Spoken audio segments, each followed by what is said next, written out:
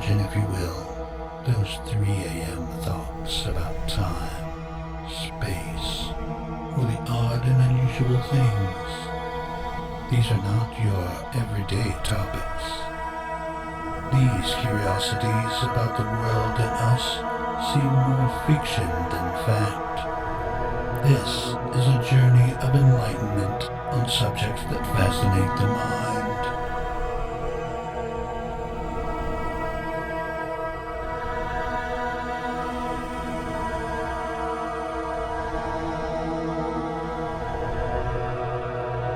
Our findings may not change your views or beliefs, but let us share what we have researched along the way. Buckle up as we show you what we've discovered down the rabbit hole.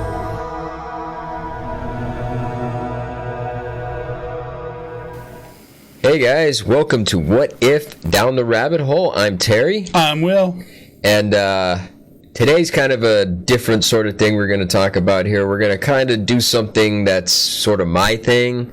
And by my thing, I mean it's my thing. It's not really Will's thing. It's kind of like a lifelong passion, obsession, weird fixation that I've had with it. And it kind of falls in the category of what we do here. You know, it's kind of in the unexplained, kind of the, you know, weird, woo, call it whatever you want. Unusual, if you will. Yeah, it's under the umbrella of cryptozoology, which is the study of hidden animals, and it's been an obsession of mine. I'm just gonna say it. It's Bigfoot, Sasquatch, Sabe, Oma, Yeti. Goes by many names. Is known by many cultures all over the world, but here in the U.S. we call him Bigfoot, Sasquatch, and the recent term I learned is Sabe, which is an Ojibwe word. I cannot remember a time in my life where this was not an interest of mine, literally. And I'm 47, and basically I don't remember a time in my life when this wasn't an interest. I have a brother that's 10 years older than me, and he's interested in it, and like he got into it when he was a little kid, and then when I came along, he just kind of indoctrinated me into it, and it's just been a thing ever since. And I figure, well, this is a vehicle for me to kind of put out what I know about it for anybody out there who's interested, and you know, this is my journey with it. I think it's it's probably one of those topics that if we really wanted to, we could do several episodes about, because there's a bunch of different theories and a bunch of different ideologies and a bunch of, and you know, stories. There's historical stuff, there's scientific stuff, there's pseudo-scientific stuff, there's genetic stuff, there's even this being is even in certain religions across the world, like in the Yeti, for example, is inundated in the Buddhist culture that live in the Himalayas and stuff like that. That's actually part of their religious practices. Definitely. And I think given what we try to do is cover all aspects, all sides of the story, so to speak. Yes. We're going to have to do multiple episodes, because this is definitely just the overview, the intro, if you will, of how you started your journey into the, well, we'll call it the occult topics of the world. Absolutely. The topics that are not really discussed in mainstream media. It's definitely the first thing that you would call, the occult knowledge. It's definitely my gateway drug as far as that goes. It's definitely that, because like I said, I don't ever remember a time when it wasn't present in my life and an interest in my life. And it's fascinating to me because, like I said, my brother kind of indoctrinated me into it, and our grandfather, whom I've never met, he passed away when my mom was pregnant with me, kind of indoctrinated my brother into it. And as I got older, I kind of came to the conclusion that, like I said, I never knew the man, but I was told a lot about him, obviously, growing up by my grandmother, my mom.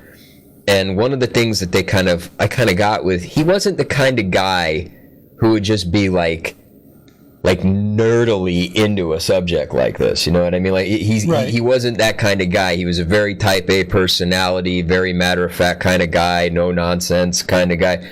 And he was an outdoorsman. He was a hunter and quite a big fisherman. He was really into fishing.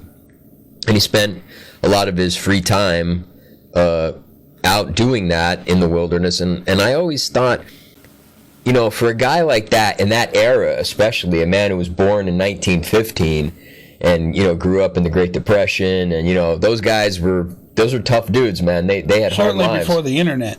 Definitely. And for him, before Patterson Gimlin,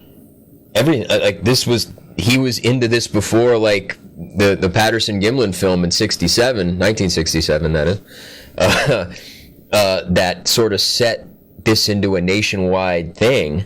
And yet he got my brother as a child into it.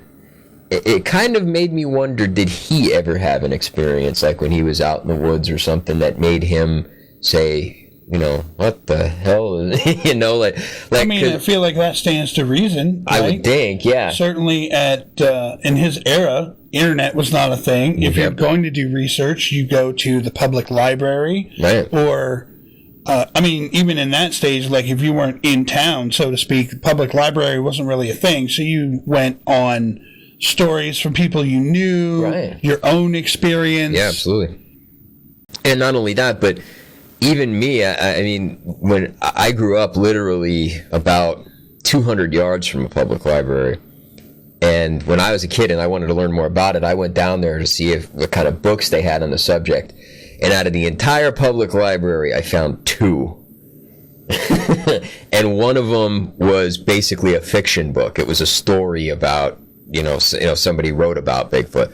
And one was a book that was a great book, and I read it cover to cover, and it was a collection of stories that people had submitted, and this author kind of like just put them together and put them out there. And that was one of the first, other than documentaries that were on when I was a kid, stuff like In Search Of, and there was but it was funny because all these documentaries were usually on at like 3 o'clock in the morning on, like, you know, when no one wanted to watch them or whatever. So, like, luckily, by the time that was going on, the advent of the VCR had happened. So me and my brother would, like, set the VCR to, you know, tape it so we could watch it the next day. And so for those of you who may not know what a VCR is, it's an ancient machine that allowed you to record videos off of the television. On magnetic tape. Imagine that. That just went beyond their understanding. That's old school right there. Before digital. No digital. Yeah, and we would do it that way. Plus there was, and the old, if you watched any of the I call it Bigfoot propaganda. It's actually like the Bigfoot shows that are on now. We all know them. We see them on Animal Planet, Discovery, all that. A lot of those guys that are on there, they will tell you that the film, The Legend of Boggy Creek, which is kind of a campy early 70s docudrama about, you know, people's real accounts in Fouke, Arkansas, about this creature there they call the Fouke Monster. And it's in this area of a swampy area called Boggy Creek. And these are people that live in a very rural community, very small town. You could still get the movie. I don't think it's like on Netflix or anything like that, but I know you can order it online if you actually have a device to play it on, like a Blu-ray or something like that. I'm sure you can get it on Amazon. Amazon has everything. Yeah, and it's campy as hell. It's cheesy as hell. Low budget, but the stories on there, if you're into the subject matter, the stories on there are true, and the reenactments are pretty. I guess you could say they were pretty. If you were a little kid watching it, it's pretty spooky, but it's really interesting. The Legend of Boggy Creek. It was in drive-ins back in the day. We used to have these things called drive-in movies. I don't think they exist anymore, or they might here and there. They do, actually. Really? That's still a thing. No shit. They're few and far between. But yeah. But back in the day, this was like a drive-in. Back in the 70s, from what I understand, this was a drive-in staple. Like a lot of times, like drive-in theaters would just have this movie. Like, you know, you go there, you take your partner to be all spooked out and weirded out, because it's campy. I mean, nowadays, if you're like used to watching like monster movies with CGI and stuff like that, you're gonna laugh your ass off at this movie. But the stories are true, allegedly true. I don't know the people personally, but they're allegedly true, and they are interesting. But that was one of the things as a kid I was growing up, and like I said, being indoctrinated in it is fascinating, because I was taught basically by my older brother, and my parents never discouraged this information. I don't know if I don't know if I ever asked my father or my mother if they are believers in it. I think they don't care either way, kind of. But like my brother was basically teaching a child that, hey, monsters are real. And they live in the woods, and they do crazy stuff, and they, sometimes it gets violent, and sometimes like this was what I was learning. And oddly enough, I wasn't really scared of it. It was kind of interesting to me. It kind of broadened the world. And like I said, it opened the doors up for other things for me. I mean, that was my gateway drug into everything else. And, sometimes it's stuff like that really sort of, well, obviously it opens your eyes to other possibilities, because if this is something that my family, my brother, why would my brother lie about it? Why would my grandfather lie about it? It really opens your eyes to the possibilities of other things. And then unfortunately, fortunately for me, I enjoy it, but unfortunately for some people, you end up going down rabbit holes your whole life and saying, well, if this is real, then maybe this is too. And if this is, you know what I mean? So, yeah, definitely. We specialize in that. Yeah. So, yeah. At least nowadays with, all of our research material, it's not as bad as, back in the day when there wasn't a whole lot of research material. Oh, no. No, and like you said, it got relegated to, pseudoscience and, just plain and simple, like, hogwash, you know what I mean? Like, oh, well, you don't know how many times I heard people say to me, well, it's just people misidentifying, or they think they see stuff, or they get scared and they imagine that things happen because the brain tricks people into thinking whatever. And I'm not trying to discredit any of that. I'm sure some of it is that. But in the same token, I think that overall, when you have, I once had a mentor of mine once tell me, if one person tells you something, that's one person's account. If 10 people tell it to you, you kind of have to go, all right, well, 10 people are saying it, there must be something to it. If 100 people say it, it's probably true. And there are literally hundreds of thousands of accounts all over the world, historic accounts, modern accounts that go all the way back to cave drawings and totem artwork from the First Nations peoples all over the world. To me, and a lot of these people, whether it would be our First Nations people here in North America, or it would be the Aboriginals in Australia, or it would be the tribal people that live in Arctic Siberia in Russia, none of these people ever spoke to each other. I mean, they didn't engage with each other. The North American First Nations people didn't get on a canoe and paddle to Australia to talk to the Aboriginals. Yet they all talked about this same or similar creature, this tall man-like being that has hair all over its body, and that to me is a pretty strong indicator that there's something going on. And initially that's what it was, because when I was a kid, the information, like you said, was very kind of like that. And when I was a child, that's kind of what I went with. Okay, well, this is a creature of some kind.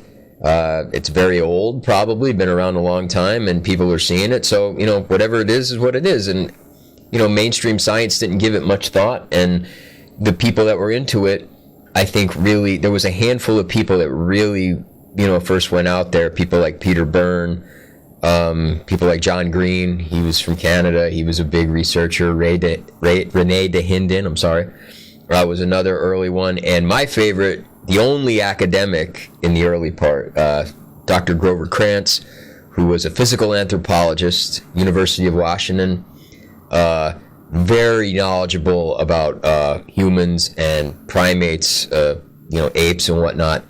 And this was the first man I ever heard. I remember when I was a kid, I had a video of him breaking down the Patterson-Gimlin footage and tearing all the skeptics' observations about it to shreds. And he knew primate physiology like nobody. And he was like, well, he was the first academic to identify Patty as a female. Like he said, well, look, it's this, that, or whatever. And then the skeptics, these other anthropologists would say, well, why does it have a sagittal crest? Only male gorillas have a sagittal crest. And he was like, well, that's not a male characteristic. It's a size characteristic. If a female got that big that it would need, special attachments for its jaw muscles, it would have that. But, well, female gorillas don't get that big. But apparently female Sasquatches do. Okay. And he was unbelievable to listen to. Like he knew what he was talking about, and to this day, one of my favorites. Now, I think as you will find out as we go here with my little spiel, I don't at all believe that this is in fact a North American ape anymore. But back in the 80s, that's kind of where the handful of academics that were into it, physical anthropologists, people like that, were very much leaning towards, well, maybe this is a North American ape. And the one big piece of evidence we have, still have it, it's still out there, but was that supported that theory was the discovery of Gigantopithecus blacki, which is a giant ape that was about 10 feet tall, that went extinct, we believe, probably about 200,000 years ago. And it lived in Vietnam, China, that area of Asia. And it was quite large. And fascinatingly enough, the only fossils we have of this giant ape fit in a shoebox. And they're mostly teeth and jaw parts. There's never been a complete skull or skeleton of this animal ever found. And that's interesting. A lot of people go, well, why is that? I mean, what people don't understand is all primates, me, you, chimpanzee, gorilla, don't matter, we're basically designed to be forest dwellers. We live in forests as a rule. And if you want to become a fossil, a forest is a shitty place to become a fossil. And there's not many full skeletons ever found of primates. Interesting fun fact, chimpanzees, I'm pretty sure we all know they're very real animals, so there's no debating that, right? We've only ever found one chimpanzee fossil, and they've been around for about 5 to 10 million years, we estimate. And when you realize these animals number in the thousands all over Africa, and they live and die in the jungles and in the forests there all the time, why don't we find their bones fossilized? It's not very easy. To become a fossil, you got to almost be immediately buried in mud, and in the forest that doesn't happen. No, not to get off on how fossils are made tangent, but really fossilization is either imprinting and or preservation. Yeah. Right? Yeah. And when you have we'll call it a forest environment of any kind, really, there's a lot of moisture, a lot of microbes, a lot of microscopic organisms, and preservation is just not in their nature. Theirs is to break down and consume anything they can. That's how they survive. And quickly. It gets dispersed very quickly. It's not something like you and I are Pennsylvanians, we're outdoorsmen, we've been hunting. You gut a deer and you leave the guts on the forest floor and you come back a couple hours later, it's gone. There's nothing there. Coyotes, raccoons, whatever, they come and they disperse it. And even bones get dispersed. I mean, there are rodents that eat bones. I mean, they get dispersed. I mean, and quickly. It's a quite efficient disposal system out there in our forests.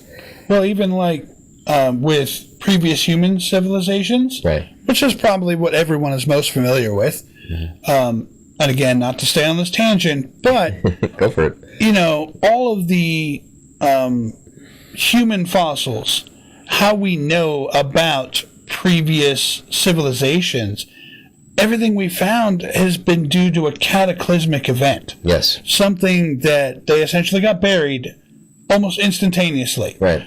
So there was no time for anything to be dispersed or disposed of. Right.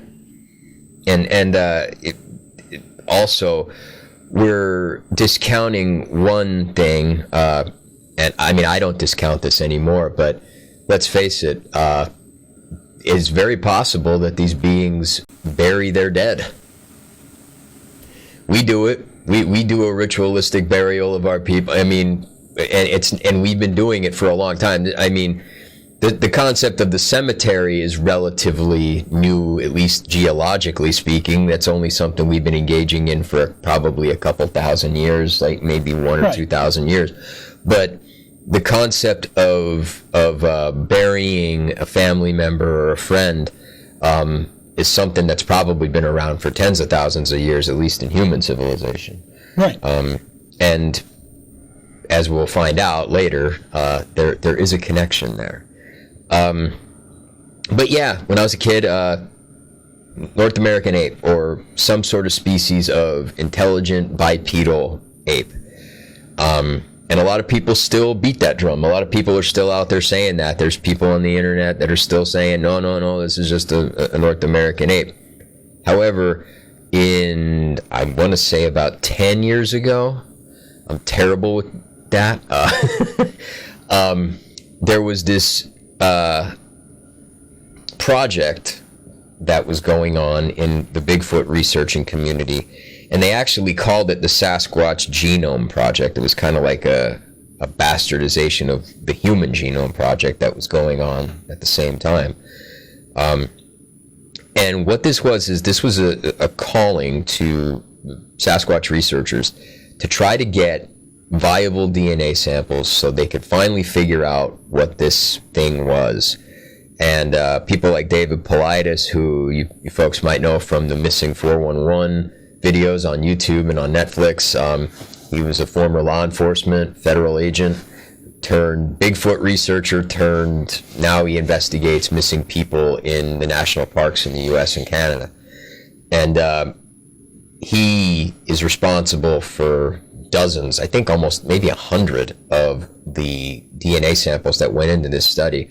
And there's other Bigfoot researchers. Scott Carpenter, he's a YouTuber, quite famous for his YouTube channel with Bigfoot. He's no longer a Bigfoot researcher. If you want to find out why, go to his YouTube channel, Scott Carpenter, and you'll see some crazy stuff. He's got a good reason why he don't.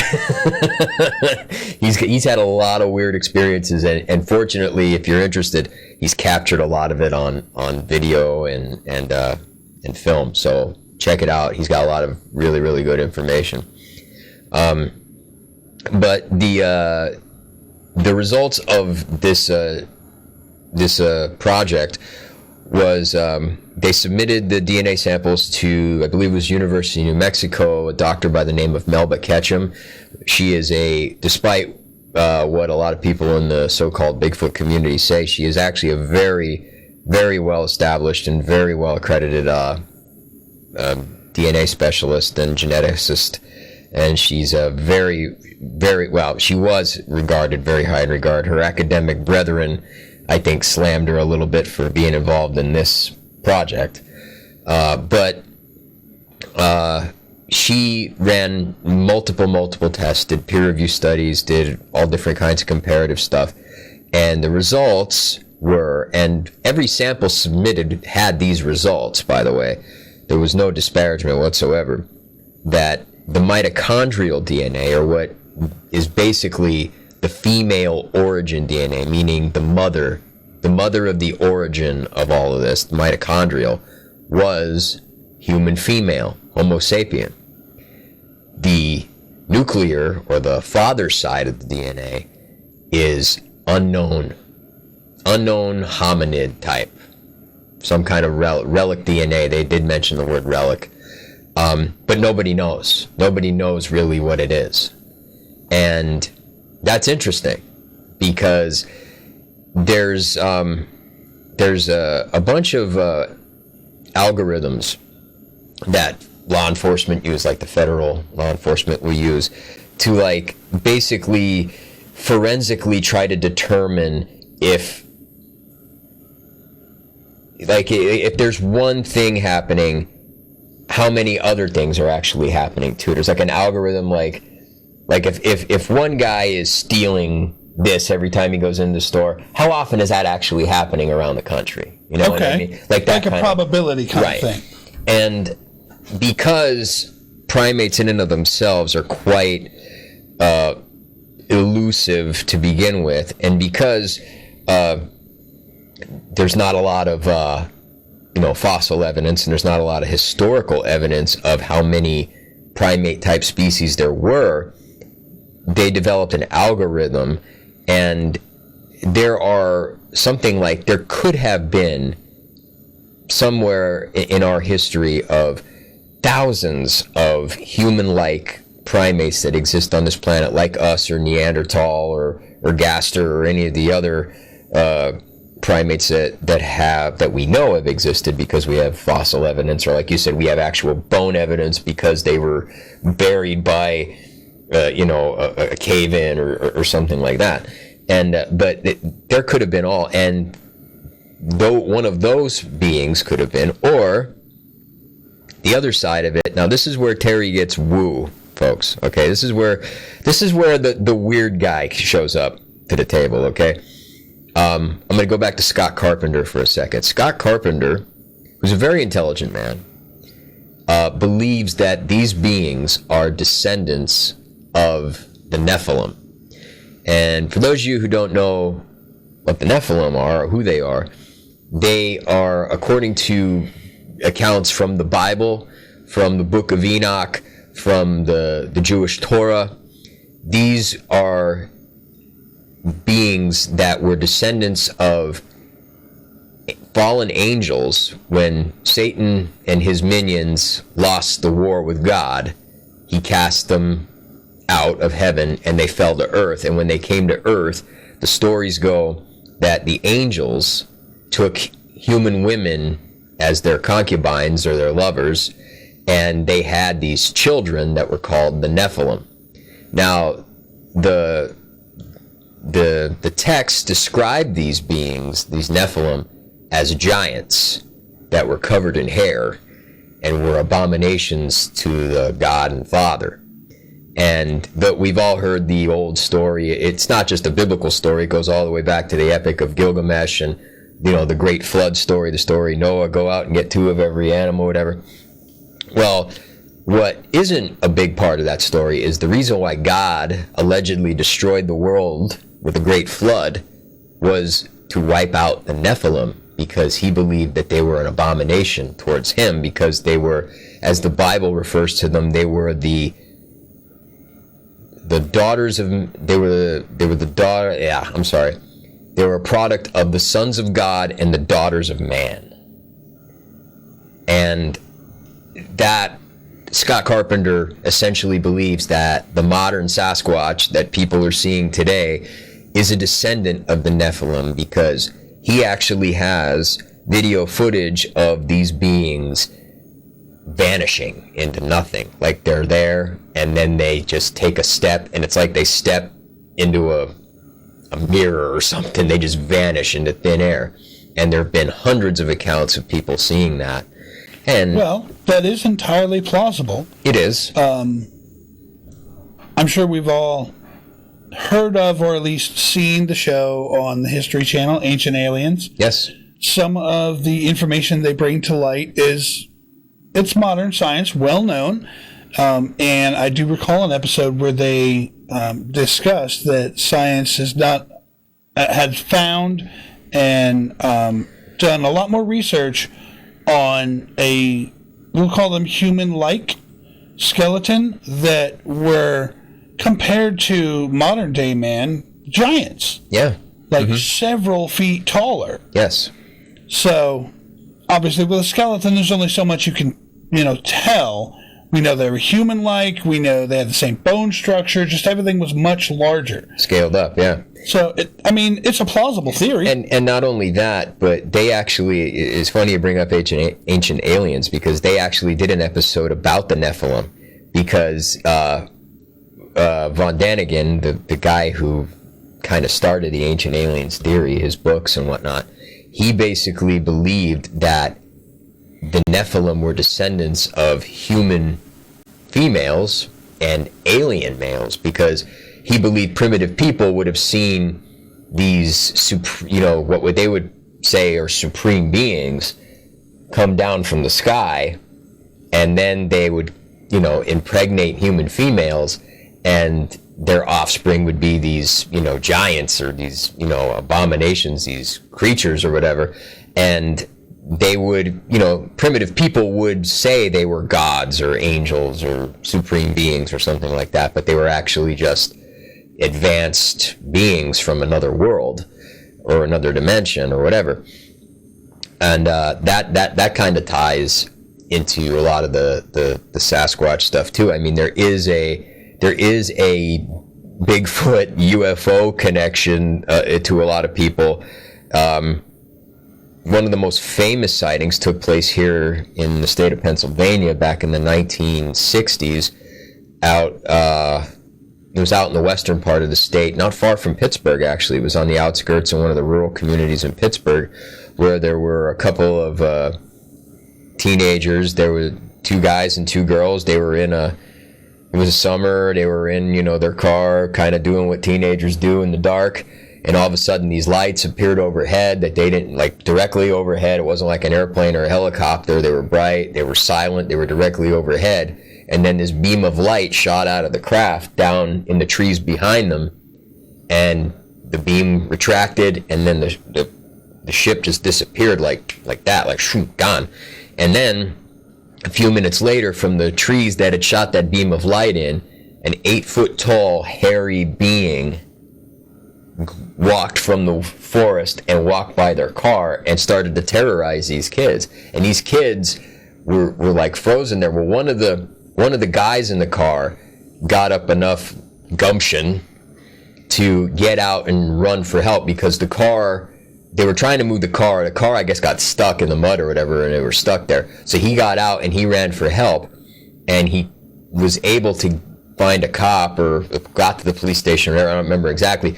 But when law enforcement returned, they contacted federal agents who came out, sealed off the area, took soil samples, took samples of the leaves, to quarantine the area, wouldn't let anybody in. And when they talked to those kids that were out there in their car, they got them unstuck and got them out of there. When they talked to those kids, they told the kids, it would be best if you didn't talk about this. And, well, they did, obviously. But the fact of the matter is that there's a lot of stories like that, where there's an alien, UFO, Bigfoot sort of, they're linked in a lot of the stories that are going on, and that's another fascinating thing. It's another rabbit hole to go down. But I do believe in what Melba Ketchum, the geneticist that we mentioned before. I do believe in her work. I do believe that these beings are some sort of human hybrid of some kind. They're very intelligent, probably. They have abilities, obviously, that let's just say we might have. We don't know. That's another episode. For sure. Totally. But I'm very fascinated by the new stuff that's coming out. And let's face it, the Native Americans, our First Nations people here in North America, have been talking about these beings having abilities like this for thousands of years. Some tribes have even referred to him as a super magic man, that he has magical powers and he can shapeshift and change into balls of light and, go invisible. And there's a lot of stuff out there, and that talk about that. And one of my favorite things right now is there's this channel on YouTube called Sasquatch Ontario, ran by a guy by the name of Mike Patterson, and he actually has audio of these beings that will blow your mind. And these audio clips have been sent out and been authenticated by universities. They haven't been tampered with. They're not faked in any way, shape, or form. And oh, by the way, whatever is making these vocalizations on these recordings is 9 foot tall. They could actually tell by how deep the voice is, how long the vocal track is, and there's a physical correlation between the length of an individual's vocal track and how tall they are. Okay. So whatever it is about 50% larger than the average human male in North America. So it's comparatively about, if the average human male in North America is about 6 foot tall, this thing's about 9 foot tall. So it's very fascinating stuff.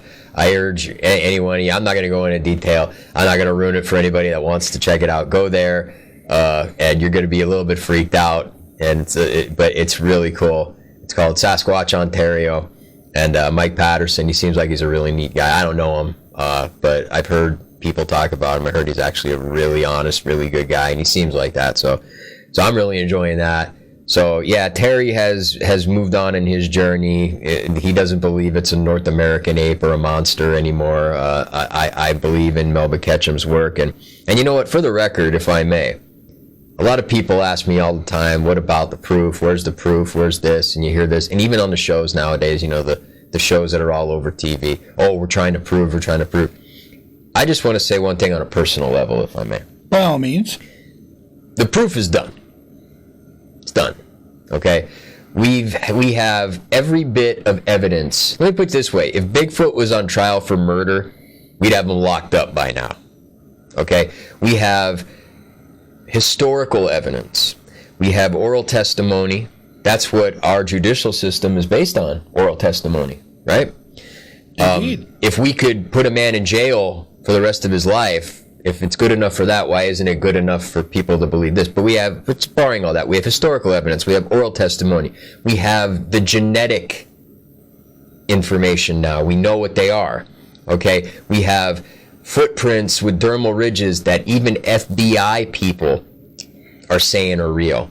Jimmy Chilcutt, he's an FBI agent, well, he's retired now, but he's an FBI agent, and his specialty was in fingerprints and dermal ridges on footprints and fingerprints, the little things on, little squigglies on your hand. And when he examined a lot of these casts that had the dermal ridges on them, he said there is no way that this was faked. No way whatsoever, because the feet, if you lived in the woods and you walked in your bare feet, no matter how much your foot got calloused, you're eventually going to cut it on something. And as your cuts heal, now I didn't know this, but an FBI guy knows this, as cuts heal, your dermal ridges, the prints on your feet scar and they curl inward. These have that. He doesn't believe for 1 second a hoaxer can fake that. And when you have an FBI guy whose testimony has put men in the electric chair in Texas, okay, and he's saying these are real, so we have forensics. We have, as I said, oral testimony, historical documentation. We have genetic documentation. We have hair samples that have defied analysis. We have blood samples that have defied analysis. The proof is over. The proof is out there. It's a done deal. It's just up to whoever, you guys, to be discerning and say, okay, I'm going to whatever. But to me, there is no more proof that's needed. It's done. It's over with. It's out there. We just need to accept it. I've accepted it, and I'm not here to tell anybody what to believe or what to do, but I'm just here to give you, if you didn't know, the proof is out there. It's out there, folks. And you know what? It's hidden in plain sight like everything else. It's hidden in books. It's hidden on the internet. You just got to look for it. You know what I mean? And, if you don't believe, don't take my word for it. It's out there. Go find it. It's there. We're just here we're just a delivery person. I'm just a delivery boy. But it's out there, and that's my personal feelings about that, and I just wanted to let that out there and put that out there for everybody.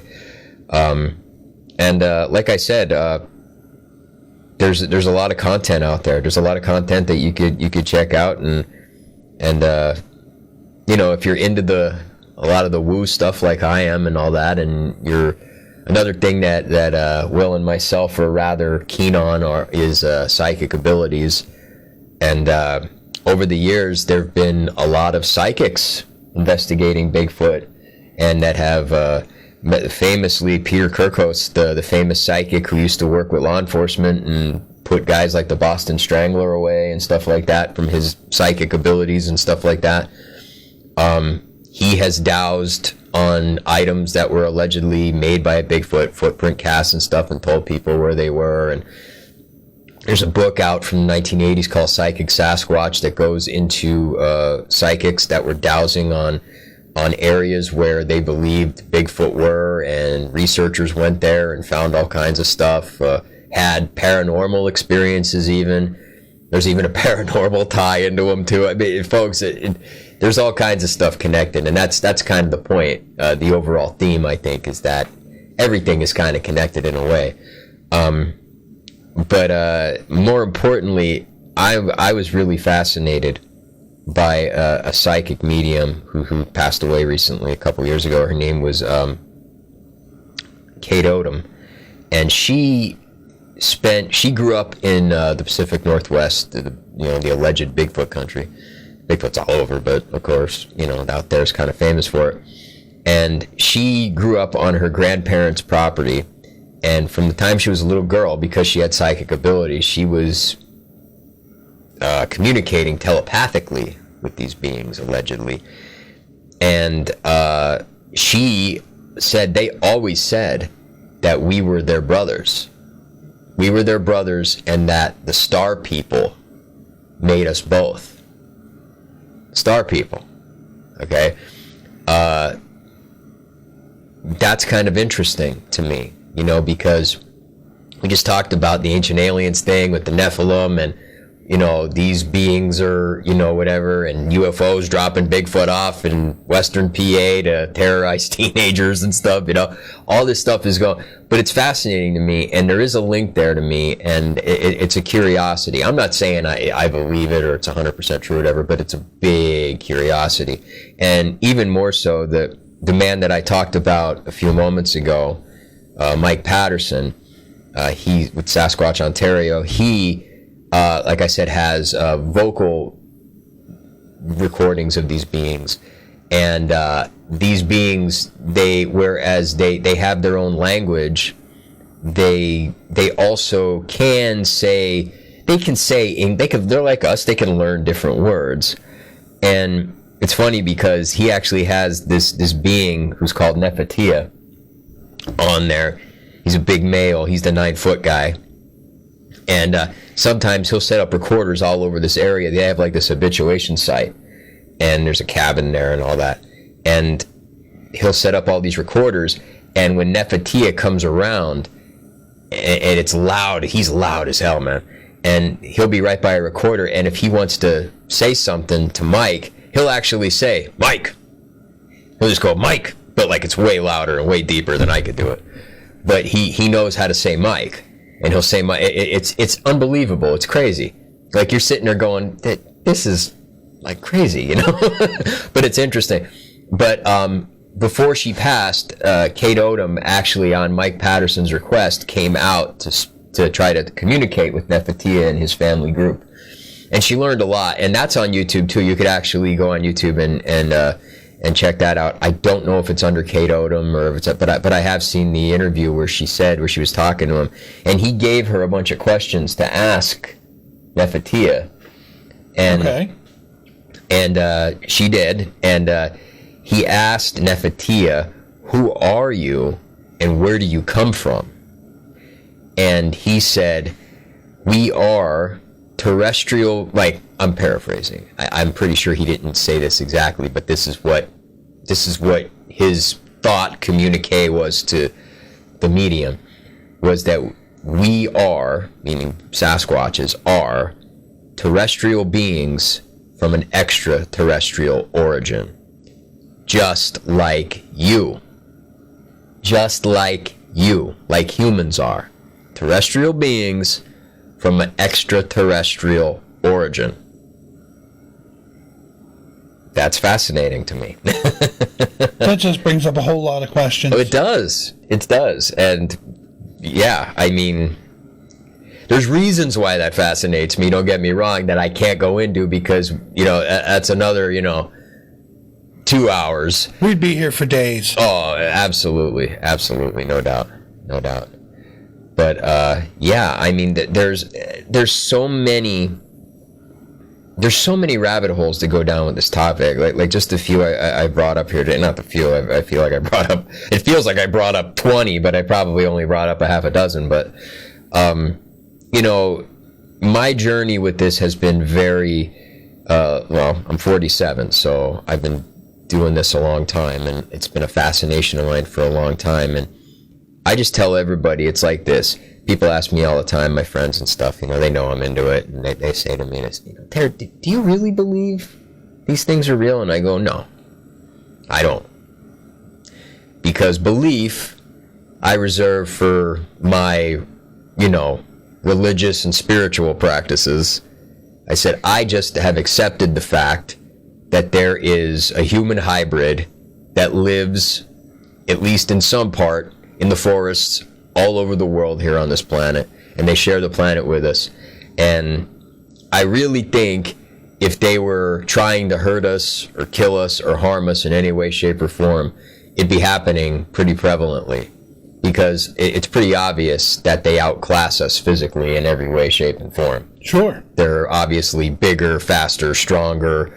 They have, reportedly have all kinds of crazy abilities.